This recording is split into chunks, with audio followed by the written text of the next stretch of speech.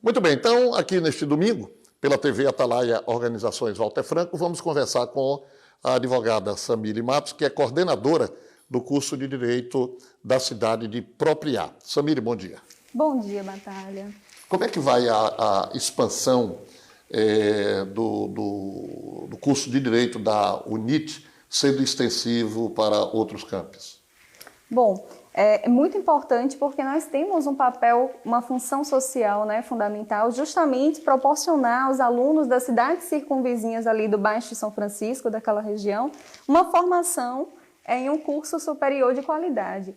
O papel da Universidade de Tiradentes, sobretudo naquela região, é proporcionar acessibilidade ao estudante que não tem essa condição de estudar em uma capital, e ter uma formação em um curso superior de qualidade. A gente tem visto, ouvido, acompanhado um número crescente, por exemplo, da violência doméstica, a violência contra a mulher. E como é que vocês estão tratando essa questão?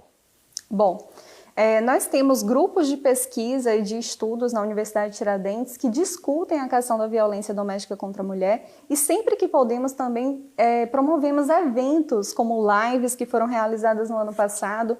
Nós chegamos a realizar em plena pandemia rodas de conversa de direito, trazendo pessoas que são referências no assunto, promotores para discutir a temática, doutrinadores que falam sobre a questão da violência doméstica contra a mulher, a exemplo da Alice Bianchini, da professora Daniela Portugal, de Salvador, e outras tantas personalidades, justamente com a finalidade de conscientizar não apenas os nossos alunos, que serão futuros operadores de direito, mas também toda a sociedade de um modo geral, acerca de um tema que deveria ser discutido secularmente. Afinal de contas, a misoginia, as questões relacionadas à violência doméstica, elas devem ser sempre pauta, porque nós estamos acompanhando diariamente, cotidianamente, diversos casos relacionados a esse tipo de violência. Houve um aumento com essa questão da pandemia, da violência contra a mulher?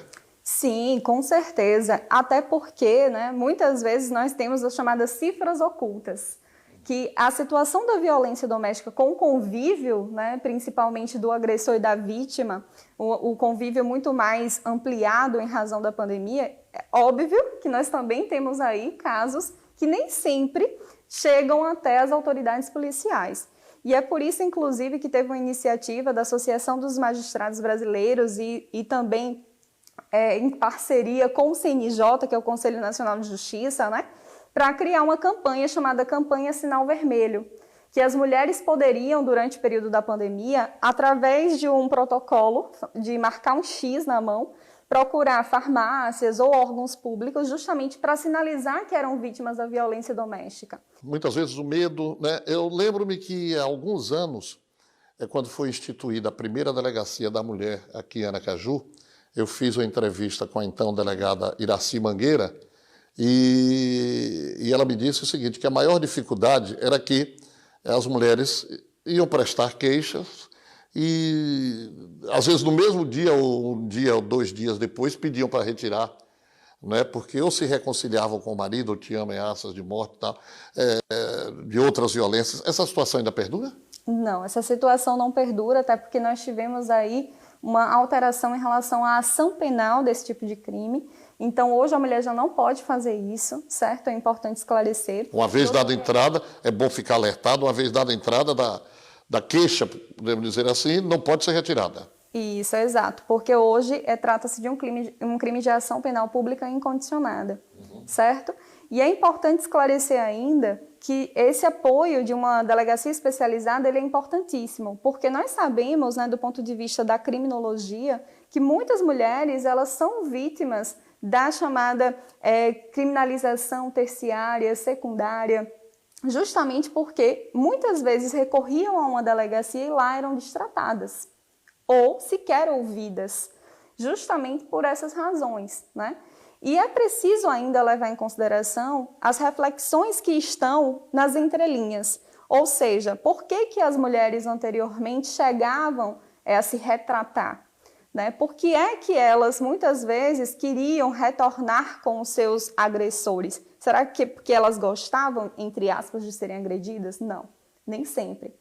Existem vários elementos, vários fatores que devem ser levados em consideração tanto do ponto de vista da criminologia, da questão do patriarcado, da cultura do machismo, da não percepção da mulher de que é de fato vítima, ou aquela ilusão de que o seu agressor pode mudar. Então, tudo isso precisa ser observado, porque nós temos a violência psicológica, a violência moral, a violência sexual, a violência patrimonial. Sabemos que a violência física, né, é aquela que choca, que gera maior comoção, aquela que a mídia faz questão de propagar para todas as partes. No entanto, a mulher, muitas vezes, ela não é vítima somente da violência física. E muitas vezes, para ela ser vítima da violência física, ela já vivenciou diversos outros tipos de violência, como é o caso, como eu mencionei, da violência moral, psicológica, sexual. Nós iremos apresentar nos próximos domingos, serão 2 domingos seguidos, uma entrevista com detalhes palpitantes. Os mais novos não acompanharam, mas até hoje é intrigante o assassinato do médico Carlos Firpo. Aí fica uma pergunta: quem matou Carlos Firpo? E o jornalista Luiz Eduardo Costa escreveu um livro sob o título A Casa Lilás, e nós traremos o Luiz Eduardo Costa aqui, que irá falar, contar detalhes, pormenores que vocês realmente irão cair o queixo, tá? Então, aguardem para os próximos domingos aqui no Batalha na TV.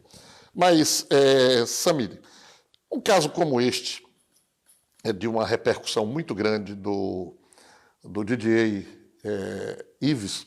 Parece que ele serviu de exemplo, ou serve de exemplo futuro, desde que muitas providências foram tomadas, inclusive com empresas que o tinham sob contrato, foram cancelando, foram cortando o contrato. Quer dizer, de uma maneira geral, a população já não aceita mais essa situação de violência contra a mulher, né?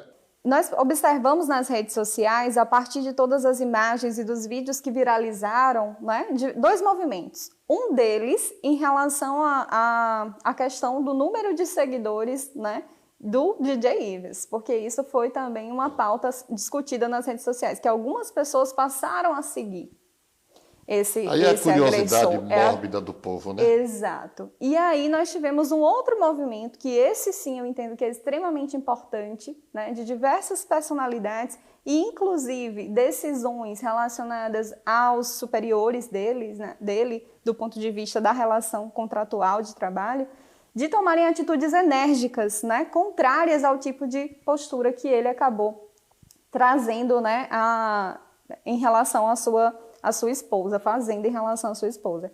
Então, eu acredito que esse, de fato, deve ser um posicionamento de toda a sociedade. Nós precisamos nos manifestar de forma totalmente contrária, saber enfrentar esse tipo de violência para que isso, de fato, acabe. Agora, deixa eu te perguntar uma coisa, Samir. Lei Maria da Penha para a mulher e para proteger o homem que apanha. Porque tem homem que apanha em casa, sabia? Sim, eu não tenho dúvidas disso. A questão... Qual é a lei que protege o homem que apanha?